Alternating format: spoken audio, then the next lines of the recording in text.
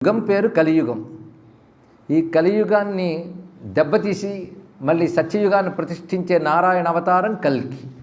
కనుక కల్కి అనేది నారాయణ అవతారం యొక్క పేరు. ఇప్పుడున్న యుగం పేరు కలి.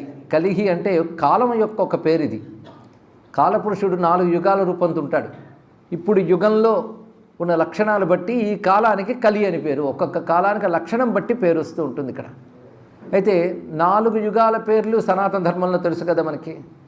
కృతయుగం, త్రేతాయుగం, ద్వాపర యుగం, కలియుగం. తడుముకోకుండా చెప్పగలిగితే చాలా సంతోషం. ఈ కృతయుగానికి మరొక పేరుంది, సత్యయుగం అని కూడా మరొక పేరున్నది.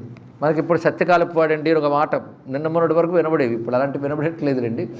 సత్యకాలపు వాడంటే ఇప్పుడు ఎవరైనా పొరపాటున ధర్మంగా కనబడితే సత్యకాలపు వాడు అంటారు. ఇక్కడ సత్యకాలం అంటే అర్థం ఏంటి? కృతయుగం అని అర్థం. ఇక్కడ ఇందులో కృత, త్రేత, ద్వాపర, కలి. అయితే ఇప్పుడు కల్కి గురించి చెప్పాలి.